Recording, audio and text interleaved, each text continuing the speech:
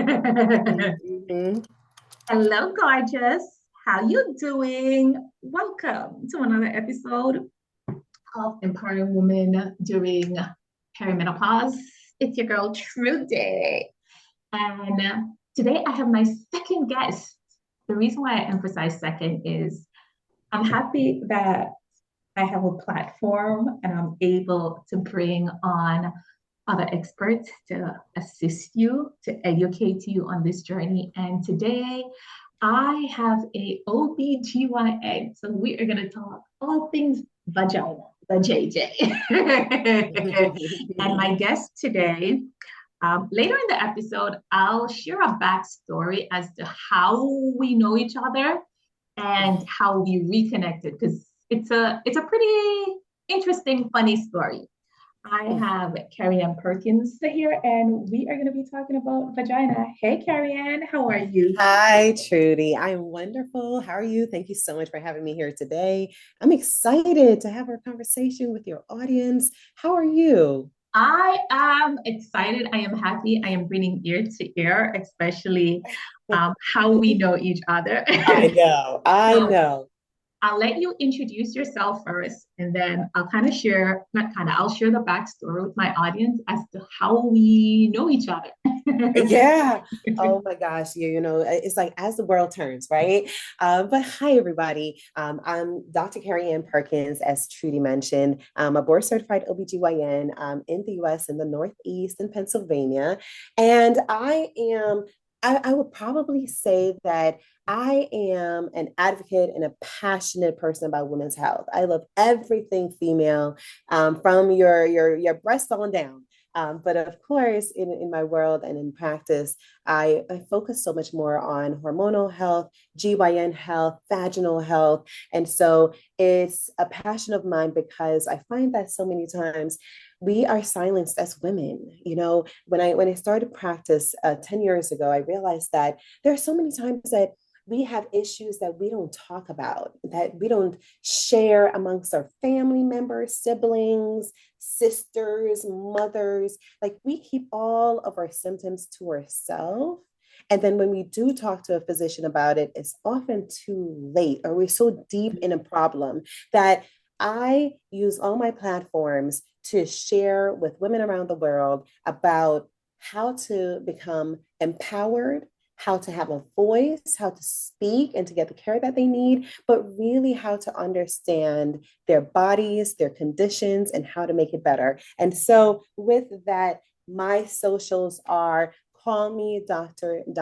And so that's call me, CALLME, Dr. DOCTOR, period P. That's the same on Instagram, the same on YouTube, the same on Facebook, the same on TikTok. So you'll find me on all of these channels under Call Me Dr. P. And of course, if you'd like to go to my website is callmedrp.com without the period. And on there, I have a blog where I answer and deal with so many medical and women's health issues.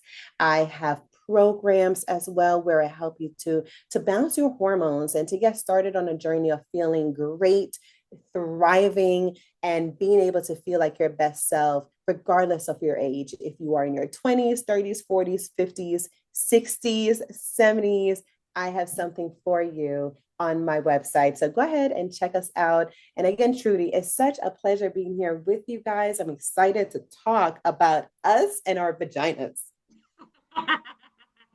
It's so funny we keep saying that because, first, thank you so much for sharing all of that.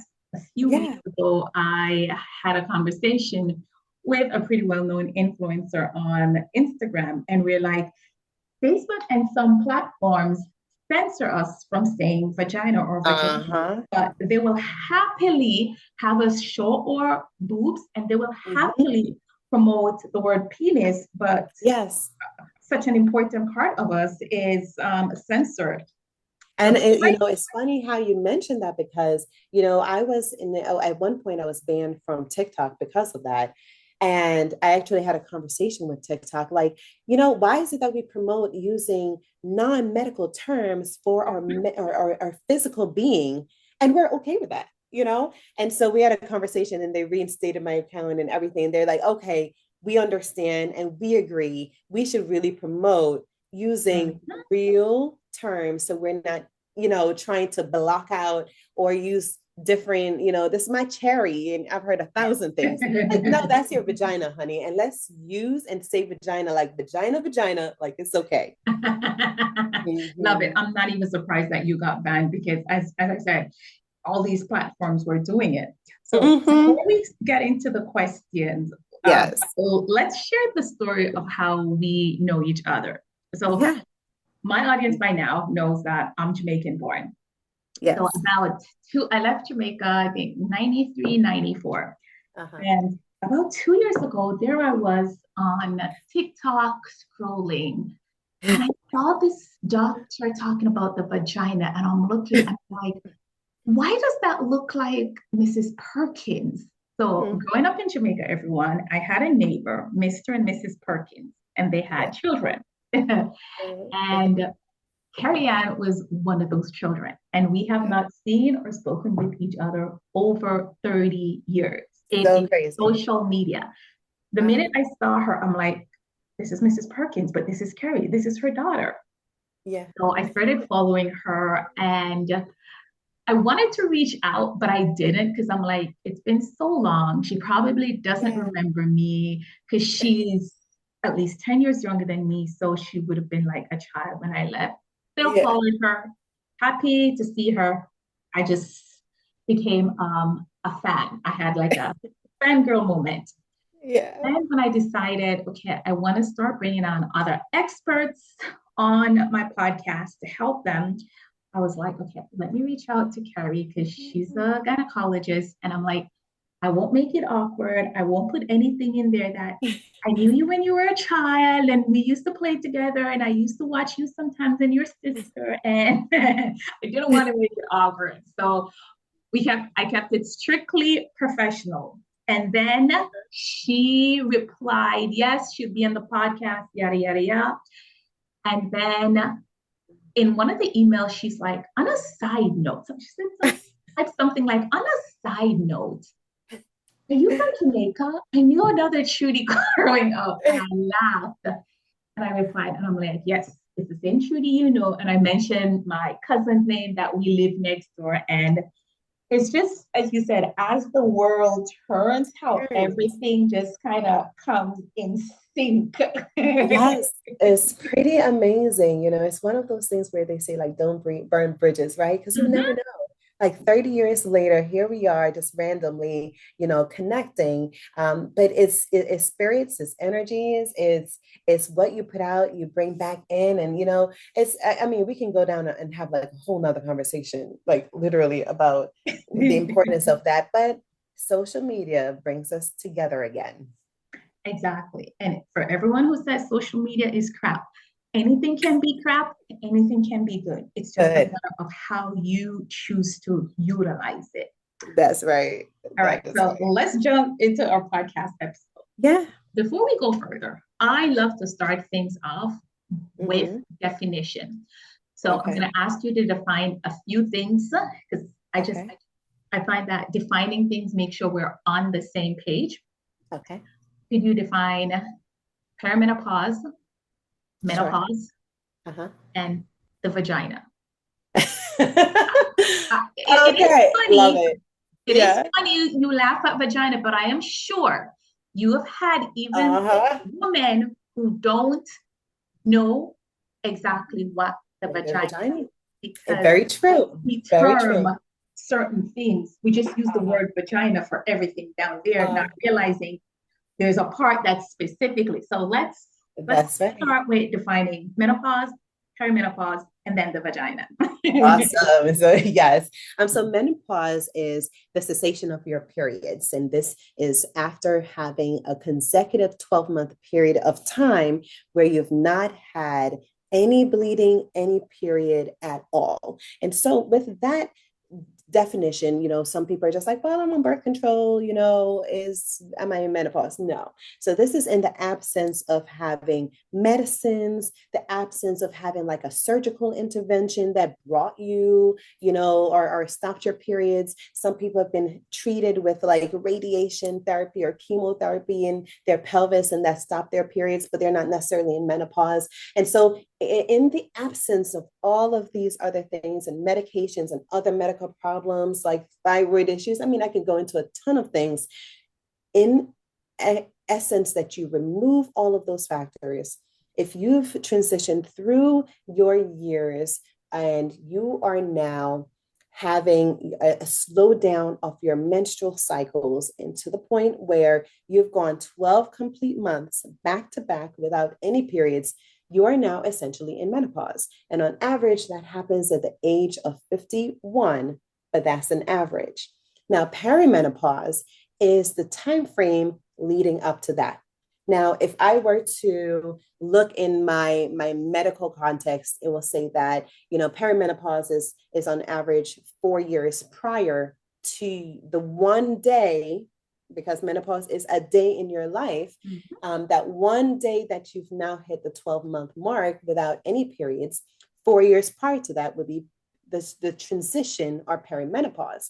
But in all actuality and in clinical practice, I find that really that transition can be 10 to 12 years prior to the cessation or the stopping of your periods. And so all of the hormonal changes, the physical changes that happen and lead up to menopause will be considered the perimenopausal transition or the perimenopausal period. Now, as far as the vagina, you weren't lying when you say that. I think just about everyone thinks anything between their legs as a female is your vagina. And I really blame, I don't blame anyone, actually. I think that is really the result of how we were brought up, and the words that were used with us and the words that were not used with us. So we think that everything down there is the vagina. But by definition, the vagina is behind the labia up until the cervix. And so it's a space in between the cervix or your uterus and the labia. And that space is like a sock, right? It is a cavity. And that cavity is where it expands for sexual activity. It expands for delivering a baby. It helps to pass period blood through it. That's the vagina. The vulva, or the labia, the lips on the outside, the areas that we normally wash and we tend to, that is your vulva, that is your labia. And you can use those terms interchangeably, but that is not your vagina. And so I've also heard where, sometimes we're like, don't wash the vagina is self-cleaning. And people are just like, no, it's not, because I wash it every day and you should wash it every day. And if not, it's going to have an odor. But what you're really washing when you take a shower on a regular basis or a bath, you're washing your vulva, and you should not really insert anything in your vagina at that point. And most people are not, but they think they interchangeably use these terms, so they don't realize that the vagina is really just the internal side and not the external. Thank you so much for that, because I've heard it I've heard it from women also. Oh yeah. No, that's not correct. All right. So let's talk about what are some of the changes. We're going to specifically talk about the vagina here. What are some of the changes the vagina may go through during perimenopause and menopause or postmenopause? Because as we've established, menopause is basically a moment. Right. And it's so sad. I'm 45. I just learned this definition over the last 5 years, because growing up, this wasn't something that was spoken about. No one talked about it. Like I always thought, just like with your period, you wake up one day and at some point you get a period and that's it. I kind of thought with menopause, you miss a month period, you do a pregnancy test, you're not pregnant. And if you don't get a period the following month, that's it. It's in the last 5 years I realized, no, it's just a moment. That's So, right. what are some changes that a woman may experience during perimenopause and Mm-hmm. postmenopause with her vagina? Yeah. I think that we need so much more education when it comes to just life as a female. And especially in the perimenopause and menopausal stance, there is just not enough education and discussions about our changes. And again, we suffer in silence. And I would love to see that change, Mhm. especially for up and coming people who are being involved in like listening to podcasts. They're reading blogs. They are, trying to get that education and using social media to do the same. And I love that. And I hope that it means that the face of females will be different in the next 5 to 10 years. But what happens with our vagina? A lot. Okay. Our vaginas, just like the rest of our skin, we see when wrinkles come about, we see, age spots come on, and we see our body, composition will change over time as we transition from our 20s, 30s, 40s, 50s. And so the same happens with our vagina. And so when I think of our vagina, I often will compare it to the inside lining of your mouth. And so the Mm. same texture of your mouth, your chin, like your cheeks on the inside, when you feel the inner parts of your lips, that tissue, the way that feels is the same composition of your vagina. So it's like one of the few places in our bodies that has this really thin, glossy membrane that lives and thrives off of hydration and hormones. And the vagina does just that. And so when we're between the ages of puberty and menopause, and so we'll say that's a good 30 to 40 years on average. And during that time frame, our hormones are relatively in a range that is pretty high. So our estrogens are pretty high, our progesterones will fluctuate with them, and our hormones globally remain in a certain range between puberty and menopause. And so menopause comes about, or the years leading up to that, and the estrogens begin to fall, and all of our tissues, all of our cells, all of our muscles, all of our organs feel the repercussions of a decrease in our estrogens. And so the vagina is no different. So what happens is that all of the tissues surrounding the vagina and the cells of the vagina that typically love estrogens now go through what I consider to be a withdrawal period where estrogens are no longer really there. And so they kind of start to shrivel. They start to lose their tenacity. They change their composition. They're not as robust. And so when you put all these cells together that are not necessarily as active as they usually are, overall, the vagina starts becoming a little drier. And that's usually like the first symptom that people will kind of mention. Like it feels dry down there, which funny enough, as a gynecologist, I have a ton of patients who complain about moisture.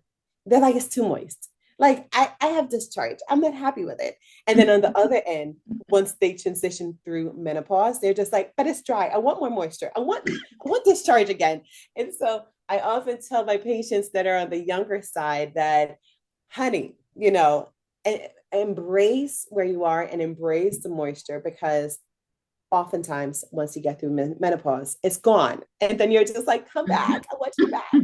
And so when you experience this dryness with the cells that are just not as flush as they normally are, the blood flow in the area is not as high as it normally is, what happens is that you feel dry, you experience what is considered to be atrophy, which is almost like a shrinking of the vaginal space. And so things are just not as elastic, they're not stretching as much. And so over time, especially if there's like less activity, like sexual activity, Mhm. the atrophy can build up even faster. So you can have someone who's like 10 years into menopause, and if she's sexually active, she may experience more moisture and more stretch to the vaginal space compared to someone who hasn't.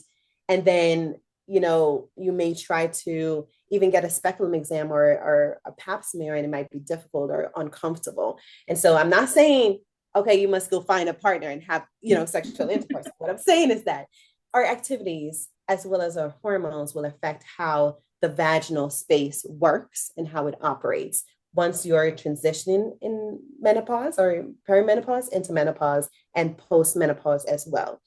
And I could go on and on, but one more thing that I do wanted to quickly mention is that when these changes happen in the vaginal space, it does lead to having potential other problems. So one common problem is having recurrent infections like a yeast infection. Hold that thought. We're going to come to that in a minute. Okay. Oh, can you do me a favor? I have said this before on other podcast episodes, but if you're new here, hey, could you please, pretty please, rate and write a review of my podcast, wherever you listen to it. I am really trying my hardest to get this podcast out to more women, and because I really want to help y'all.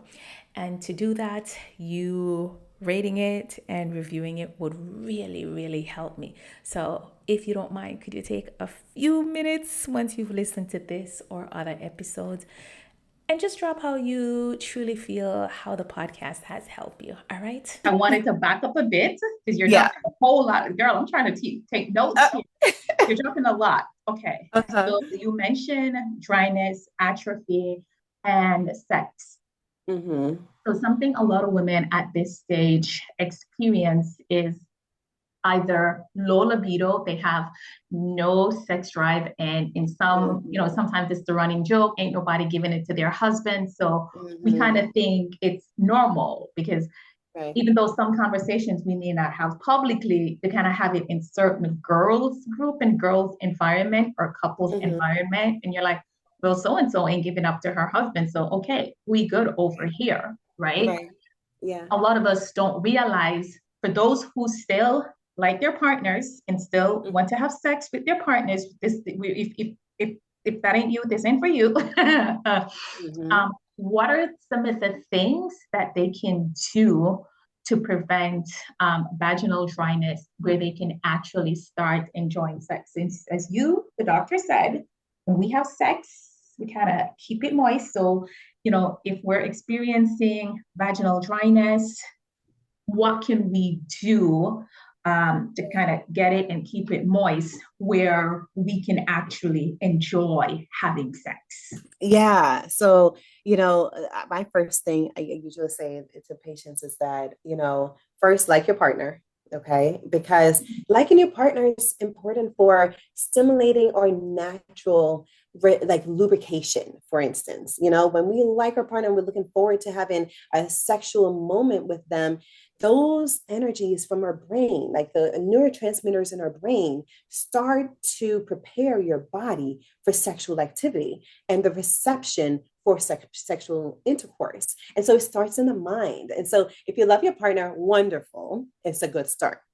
The second thing I would say is to make sure that, other medical conditions are in control and managed well. So if you're a diabetic, for instance, you want your sugars to be controlled. If you're hypertensive, you want your blood pressures to be in a good range. To kind of get to a place where your body on a whole is in an amazing, healthy place, so that when you're thinking about your libido is actually being affected by more than just your hormones. It is being affected by all your other medical conditions and the state that your body is in. So if you're healthy, if you're well, if you're exercising, if you're eating well, and your conditions are well managed, it is much easier for your libido to be where you'd like it to be. And so I'm going to say that's the background, that's the foundation. And then outside of that, when our hormones now begin to decrease and your estrogens go down and your vagina is a little bit drier than it normally is prior to perimenopause or menopause, and you're just like, my libido is low, it doesn't feel comfortable down there, it feels more painful than it is fun, what to do, then I would say that I am like team holistic over here. Okay. Some people call me the holistic OB-GYN because I truly love the incorporating the world, the land, the things around us naturally to help our bodies thrive. And so some of the things that you can do is one, vitamin E. Vitamin E is probably my number one recommendation when it comes to moisture down there. And so you can use vitamin E suppositories. They help to like keep everything nice and lubricated down there. It helps to decrease even infections happening in the area. And so if you know that in general, if you keep the vagina moist, then when it's time for sexual activity, some people may, let's rephrase that. Some people may think of moisture or lubrication at the time of sexual intercourse, but I would recommend that you keep the vagina moist every day, all the time, and be ready for that potential sexual activity at all times. So we don't want to wait until the moment. Okay. This is not like Viagra.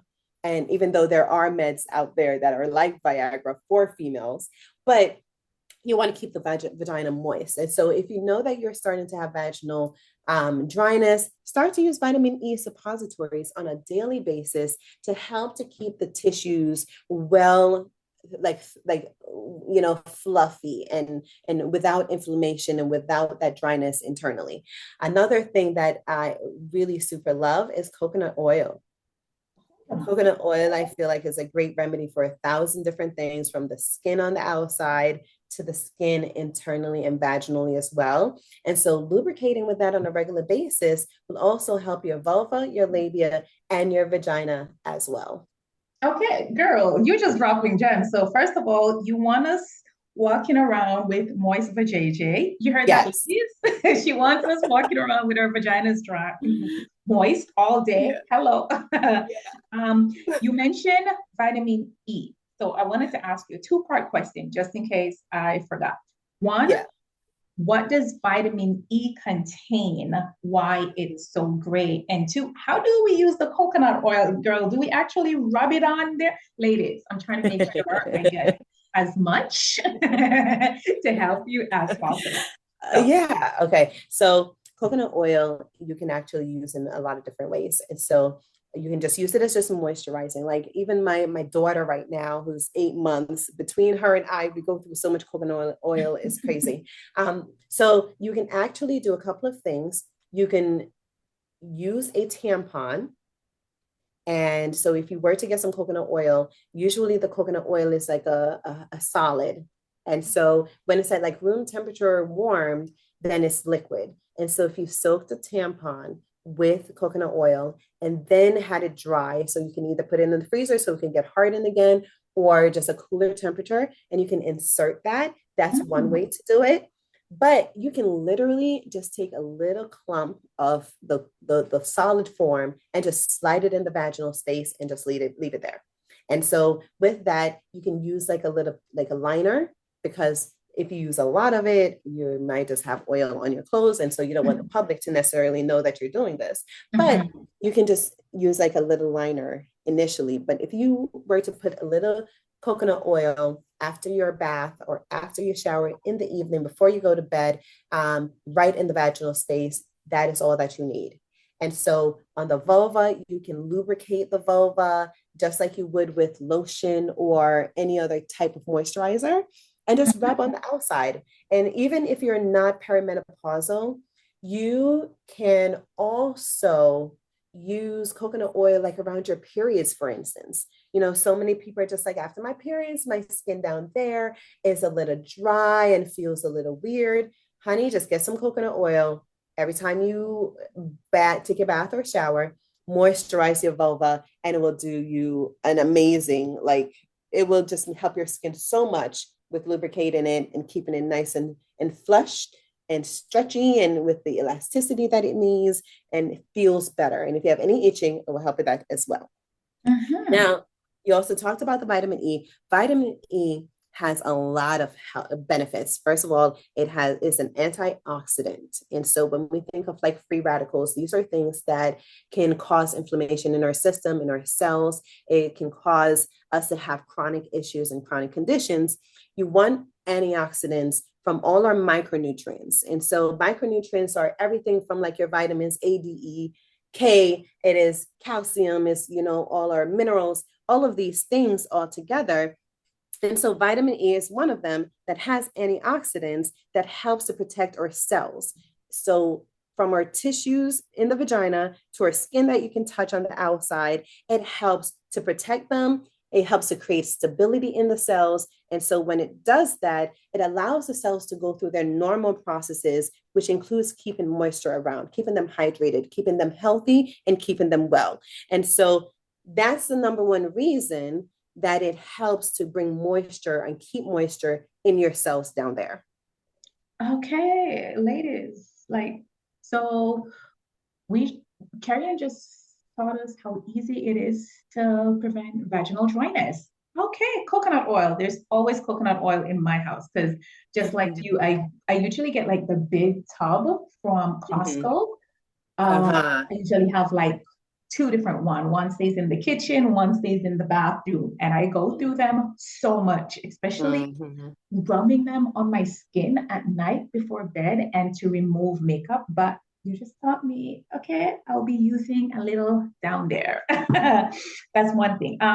You mentioned that suppository vitamin E is great. How about taking it orally? Is that just as effective, the same, or no?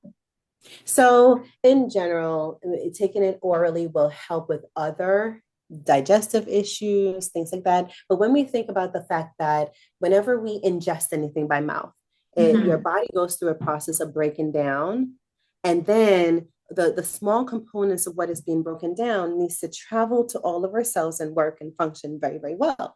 And so what we know is that the process of getting things from the mouth through your bodies to the vagina is a lot longer and a lot harder than placing them right where you want them to work. So are there benefits to vitamin E orally? Yes. When we're speaking specifically of vaginal dryness, no. It doesn't work the same as if you were to place the suppositories in your vagina right locally where it needs to work and right directly into the cells, rather than going through the whole changes that your body goes through internally to try to get nutrients all the way to the vagina. Does that make sense? Yes, got it. So up close and local is better. Okay, specifically for the vagina, go right to the source. Anything else? Right. Ingest it. I like to simplify things. Yeah. Now let's go to the infections. You started on that one. So let's touch on vaginal atrophy and how it may lead to different types of issues like UTI or other types of any type of health issues. So let's touch on that. How once our vagina starts changing during menopause and perimenopause, what kind of infections we may become more susceptible to, or any other type of complications? Yeah. So how can we also prevent them? Yeah. So, when we are, our cells are not as fortified with the estrogens, we essentially lose some of the barriers or the things that used to protect the vagina from infections. So lactobacillus is one of the bacteria that lives in the vagina normally. We want it to be there. We want lots of it to be there. And so we know that the lactobacillus helps to create and maintain the acidity of the vagina. So vaginas love to be acidic. Now, when the lactobacillus goes down, which happens during the perimenopausal transition, all the way through and onward, what happens is that the protection, we had these little soldiers, if we want to call it the lactobacillus. We had so many of them in the vaginal space fighting off anything from the outside world that would try to attack it. And now estrogens go down. Now lactobacillus goes down and we have lost a ton of our soldiers. And so what happens now is that we're now open to and vulnerable to getting infections. And so infections can be from yeast infections, which is probably one of the most common that I see in the office on a regular basis. But then even bacterial vaginosis, that becomes more of a problem when people are becoming more mature in age over time, because the vaginal space isn't able to maintain the acidity that it loves and the protection that it needs against infections. And what most people are not aware of is bacterial vaginosis is an infection that is caused by bacteria that normally lives in our vaginas. This is not coming from somewhere else. This is your own bacteria that has overgrown, and it overgrows when the acidity goes down. So to kind of go through this line of the order of things happening is that you go through perimenopause, your hormones, your estrogens drop significantly. The bacteria living in the vagina is no longer making as much acid as is needed to prevent infection. And so you're more liable to getting those infections. And those infections can also spread to the nearby systems like the bladder. And you may have an increase in UTIs. I've had so many patients that are just like, Dr. Perkins, I've never had a UTI before. And now I've had number 3 in 2024. What is happening? And the only difference is that age or hormones have adjusted a bit. And so with that, we're more prone to infections of any type, including a UTI. Now, I think you also mentioned, Trudie, what can we do about that? Mm-hmm. So, of course, if we want to hormonally be balanced as much as we can, that's number one. We want to nourish our bodies appropriately. I would say that's number 2. The third thing that we want to do is to make sure that we're maintaining our hygiene, so some of the things that we talk about and, making sure that we wipe from front to back, making sure that we are hydrating well, making sure that we, if your underwear is super moist and wet, that we change it off. We wear cotton underwear, like all of these things. It really becomes important once we are going through that perimenopausal transition and onwards. And so bring those things into practice, do them on a regular basis so that we have bacteria staying away from the vaginal space, staying away from the bladder, staying away from our urethra, staying away from our vulva. And so put those things into practice. And of course, if you have symptoms, please see your doctor. So as much as I am team holistic, I'm team seeing your physician and getting assistance when you need it. And so if you have symptoms or you're noticing this vaginal dryness, there's so many other things outside of the couple that I mentioned that can be done to help lubricate in your vaginal space so that we can protect you from infection. And so, I'm going to drop this really quickly as well, Trudie. There's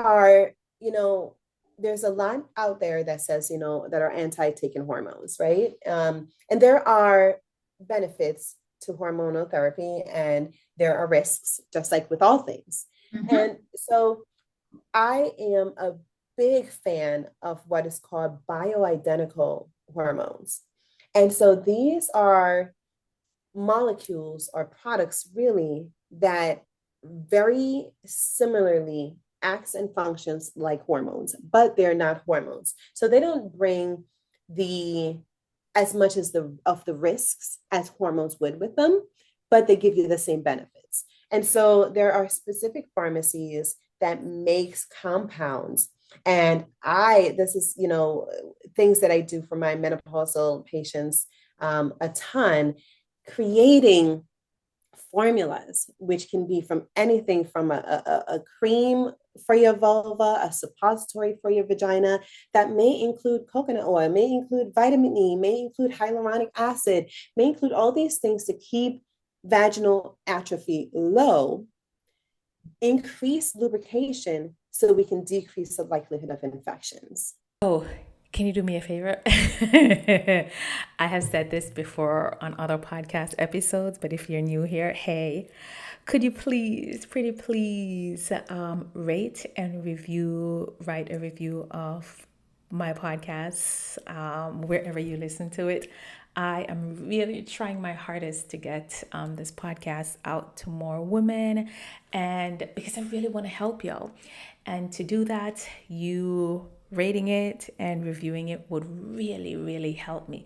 So if you don't mind, could you take a few minutes once you've listened to this or other episodes and just drop how you truly feel how the podcast has helped you. All right?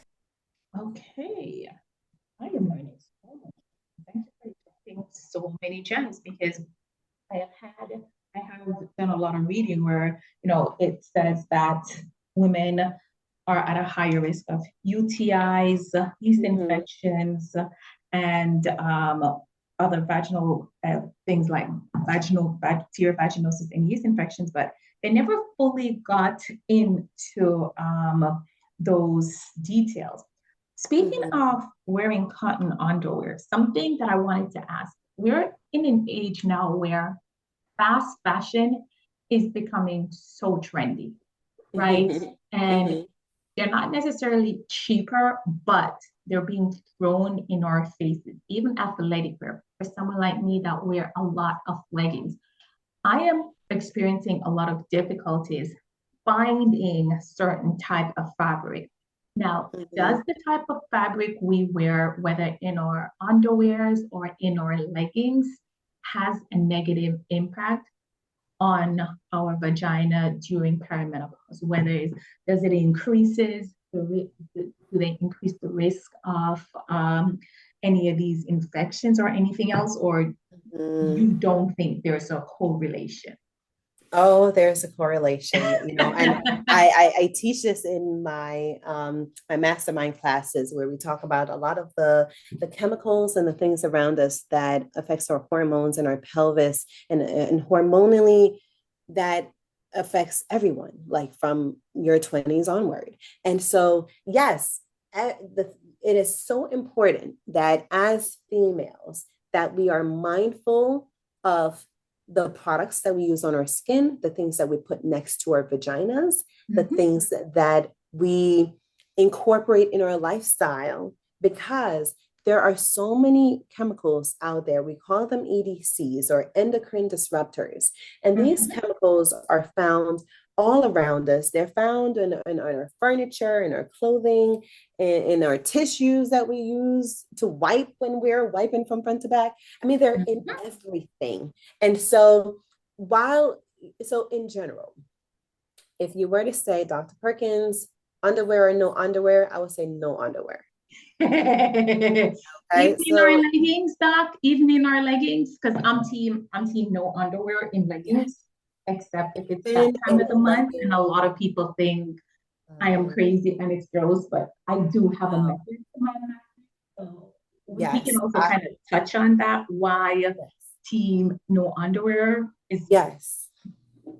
Team no underwear, first off, because of those chemicals. That's number one. Like, that's my number one, so the things that we put next to our vaginas and next to our vulva, remember, like I said, our vaginas are very similar to our mouths. That we can dissolve pills in our mouth. And the reason why we can dissolve pills in our mouth is because the mouth is very receptive to dissolving things and having it enter into our bodies right away. And the vagina is the same exact way. And so when anything we put next to our vagina, so everything from the washes we use, the moisturizers we use, the underwear we put on, the leggings we use, any chemicals that are in the material of those things are being absorbed into your pelvis. And what we have seen is that these EDCs or these endocrine disruptors or these chemicals tend to hurt the reproductive tract. They hurt females. They hurt your ovaries, your uterus, your fallopian tubes, your vagina. And so we want to keep things away from the vagina as much as possible. And if we are going to put things next to the vagina, we want it to be as clean and chemical free as possible. So that means we want to use, washes that are going to have less or not, I would consider to be more sensitive, right? Because there's so many other ways that I can talk about this, but to keep it really simple, we want things that are light, unscented, fragrance-free, and as chemically clean as possible to wash the vulva, take care of the vagina. The same thing for the moisturizers that we use, the detergents that we use to wash the underwears that we wear. All of this is important and ties in together. And so no underwear would be number one, because underwear is usually like the closest thing that is really close physically next to your vulva. Mm-hmm. And so if you choose to wear underwear, because most of us have been trained from young to wear underwear all the time, then 100% cotton is the way to go, because cotton absorbs moisture and it allows more breathability of the vulva than most other materials. And so go for cotton, go for organic if you can. Now, with the leggings and the jeans and the pants, in general, we want to stay away from things that are going to be very close to the vagina. But when you're into like fitness and athletic activities, most of our clothing would be a little bit more form-fitting, which is fine. But as soon as you're done with your activities, I usually say you change right away. Have something more loose, more comfortable and cotton-like ready in your bag. Even myself, like I go to the gym, I work out, and before I even head home, we're changing into something more comfortable and getting the tightness away from the vulva and the vagina. And so team no underwear and team keeping things loose and free down there as much as possible. Perfect. You had mentioned about using unscented chemical-free soap and things down there. Yes. I have never used any of these, but we're all on social media, very active. We see these different brands popping up with things to wash your yoni with, to have it smell like roses and petals. And I'm not going to call any brands, of course, but we've all seen them promoting these scents. Why are these? Could you dive a bit deeper into why we should try to refrain from these scents? Because I've known of women who've used them because they're like, either they have some sort of odor during their period, or they notice the odor of their vagina changing during perimenopause and postmenopausal, and they don't like it. So they're using these fragrance scented items to keep the vagina smelling fresh and roses. Could you touch on why a bit more, why we should stay away from those, and why some women experience a different smell in the vagina? Yeah.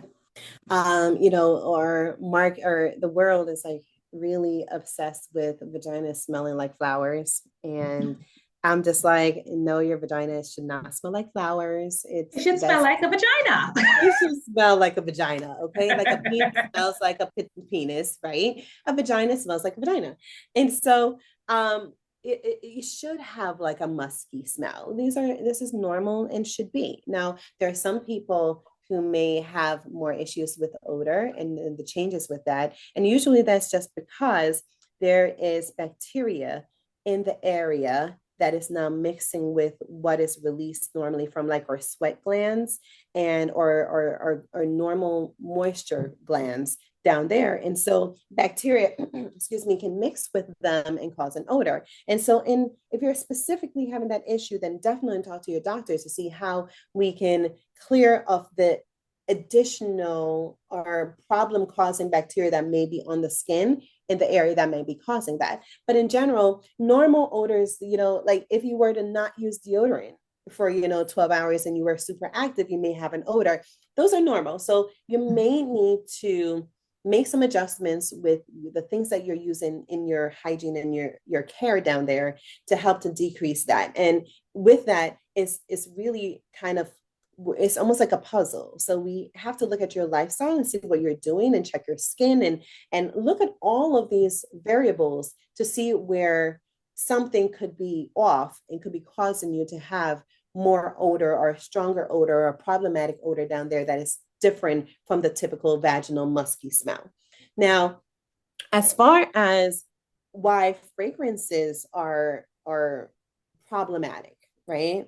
So the first thing is that, there are benefits to using fragrances.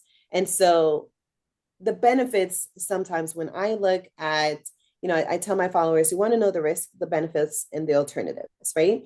So there may be benefits to using fragrances, whether it be from, mentally to how they smell, how they relax your body. And, sometimes they can even change things hormonally, but there are also risks with them. And as an OB-GYN, and I see the risks sometimes as being greater than the benefits. And so fragrances, as I mentioned with the chemicals earlier, we know that they are linked to cancers. They're linked to cancers in the female reproductive tract. So cancers of the uterus, the ovaries, fallopian tube, vagina, anus, and more. And so even now in 2024, we're seeing a rise in the cancers in the female reproductive tract. We're seeing a rise in the conditions that are affecting females and their pelvis, and it's happening earlier and earlier in younger women and more and more. And so these have been linked directly with fragrances and these chemicals that that are being used in the industry for smells and scents. And so that's the biggest issue when it comes to using fragrances. But outside of that, we also know that fragrances may also throw off your pH balance. We know that the vaginal pH is so important to remain in an acidic state.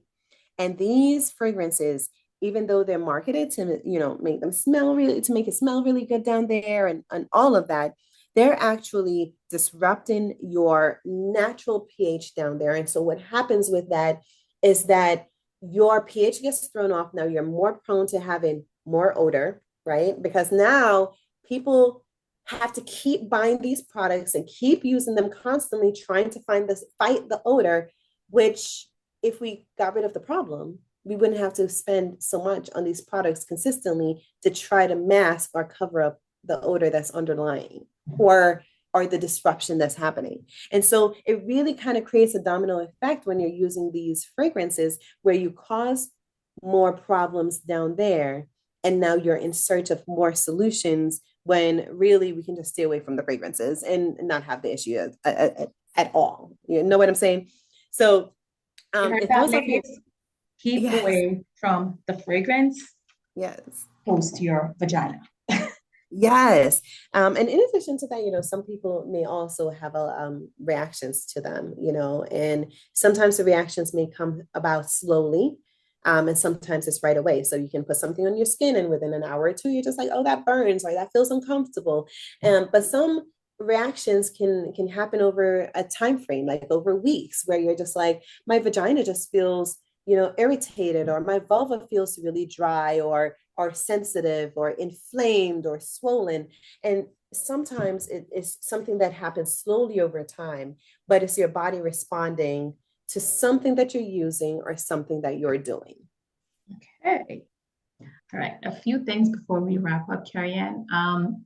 What are some myths and misconceptions you've heard from women about the vagina during perimenopause, post-menopause, and can we clear them up? About maybe the top 3 myths and misconceptions. Let's see. Top 3.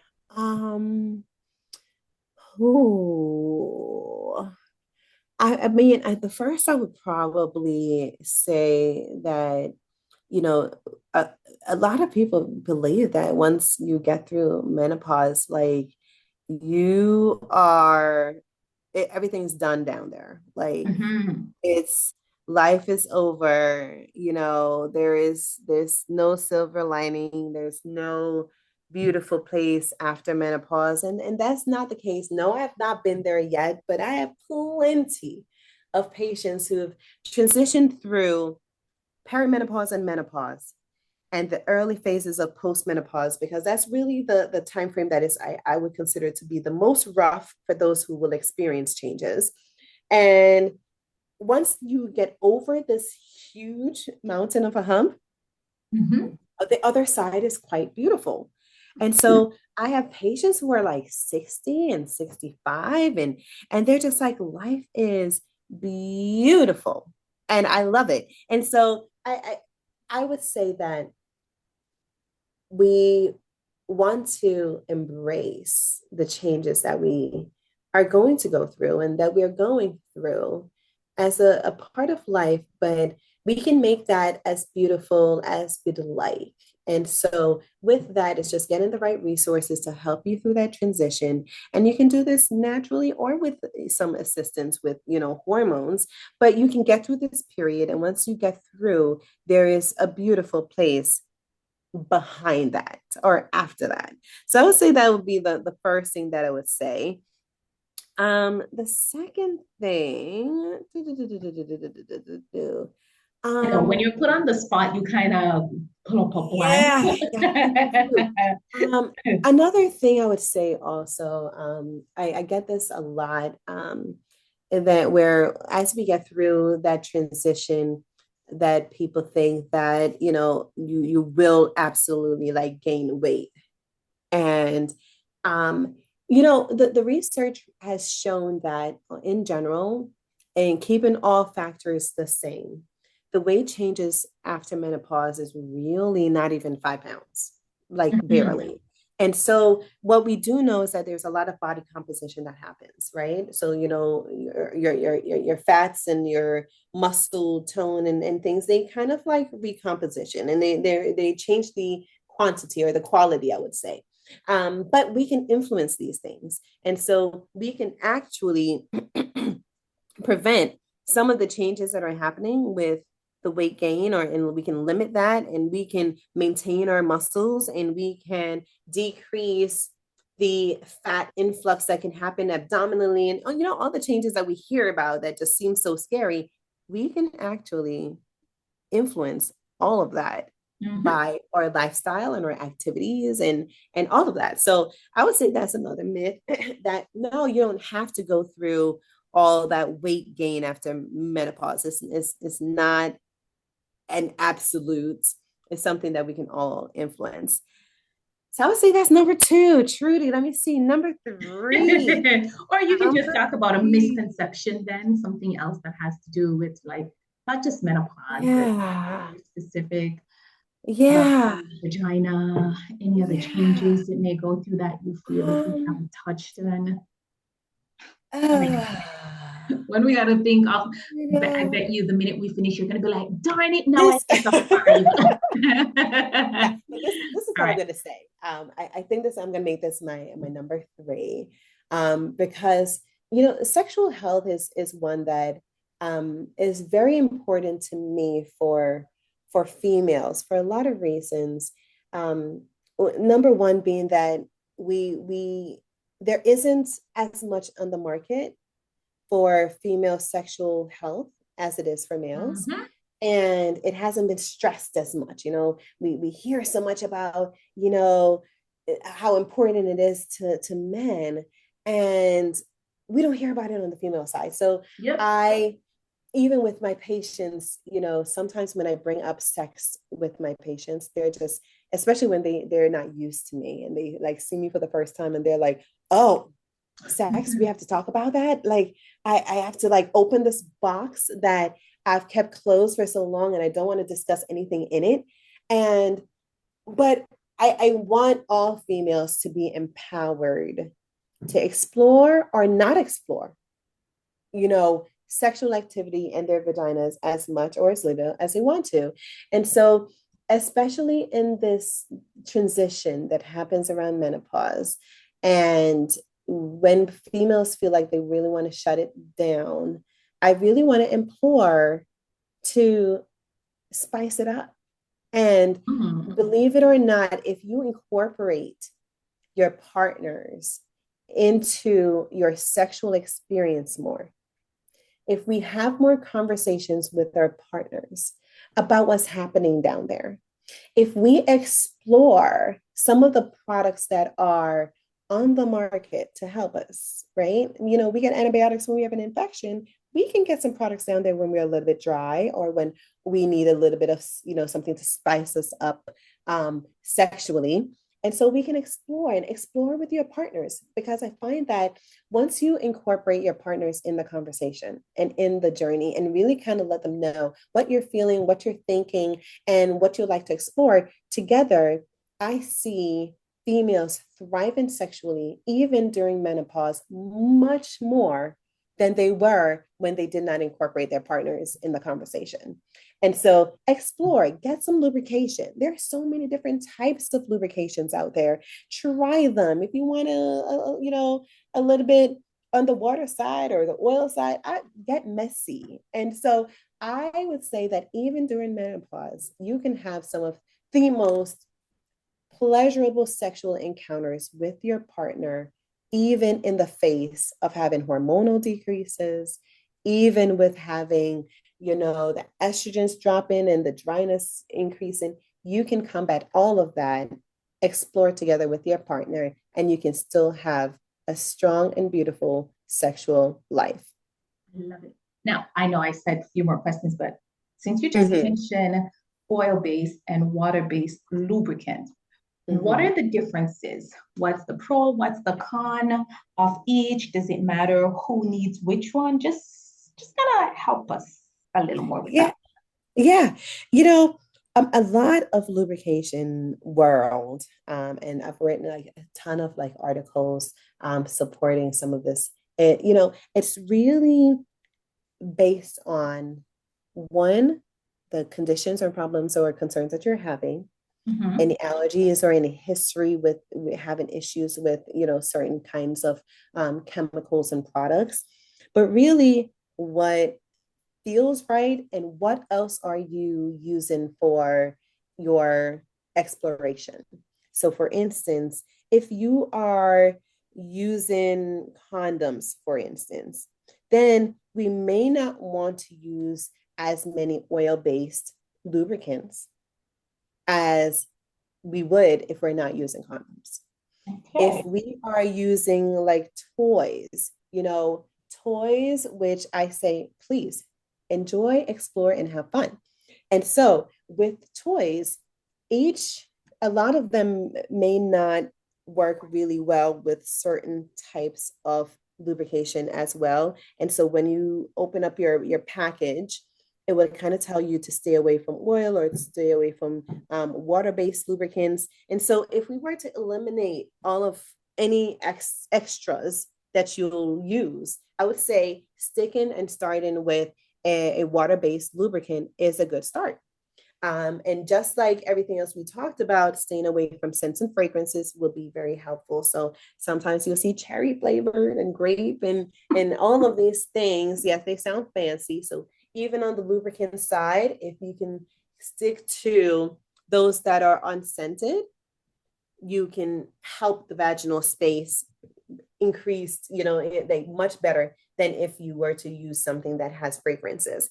But you can't go wrong with a water-based lubricant. Oil-based can be a little bit more messier. And like when you think of it, oil-based, they're a little bit greasier.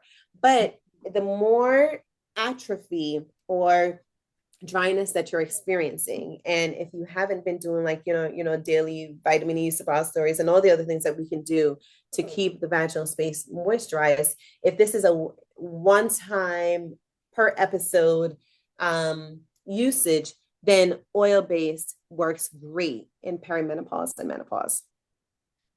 Perfect.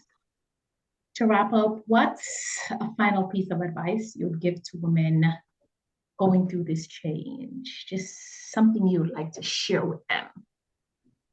Yeah, I would say that this journey is a beautiful one. And so while it can be scary, not knowing what tomorrow looks like, not knowing if you're going to have more hot flashes or more anxiety or a few more wrinkles, right? You don't know what tomorrow looks like, but that is life.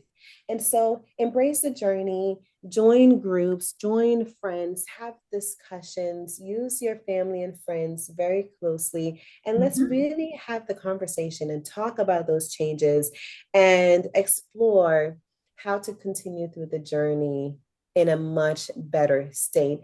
But perimenopause and menopause can be beautiful if we see it as a beautiful transition and really a testament to living, right?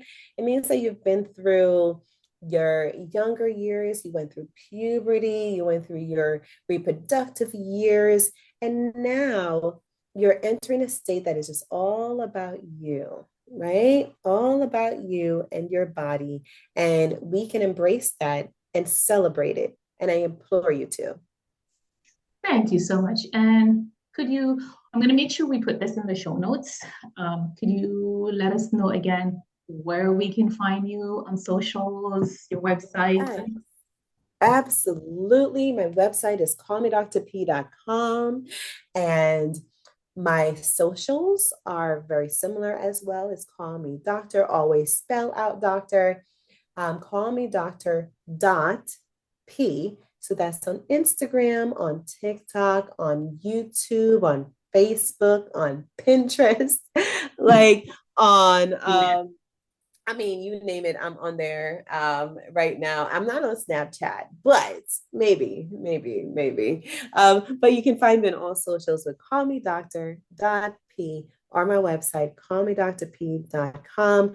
I'd love to chat with you. Join us. We have so much beautiful things, whether it's lives, blogs, videos. I take your comments, I take your conversation. A lot of the videos on my YouTube are really in response to what you're asking me. And we're just like, do this and do that and talk about it. My goal is for us to have an even playing field where we can talk about these things publicly, openly, and feel comfortable, but be empowered and learn about our bodies and all the changes that we're undergoing. So yes, I'd love for you to join and just be in the conversation. Let's talk about our health. Thank you so much, Trudie. Thank you for what you're doing here on your platform. It is absolutely amazing. Of course, it was so good to connect, but to see you just thriving and looking amazing. I'm just like, oh, after these babies, I'm going to look like Trudie.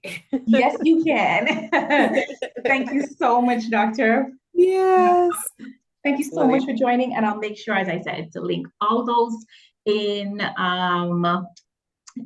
the show notes. A quick question. Yes. How do you work with patients? Oh, yes. So I'm actually just transitioning to working primarily in the hospital. So we're in a few transitions since I'm now a mom. Yay. And changing things all together. So the best way to connect would be through my website or through socials. But if you are in the Northeast United States area, I'm currently in Delaware and Pennsylvania working. So you can always find me in the central Pennsylvania and southern Delaware area. Okay. Thank you so much. So ladies, heard that. So if you are in need of a gynecologist that can definitely help you along this transition, please look up Dr. P. Thank you so much for joining us. And as usual, have a fabulous one. Thank you so much. I hope you enjoyed the episode. And as I've mentioned before, my goal is to empower women in menopause. And by you sharing this episode with other women, share it on your stories, then you will definitely be helping me help other women. So go ahead and share it on your stories. And please, when you share it, don't forget to tag me at Train with Trudie. Until the next episode, have a fabulous one.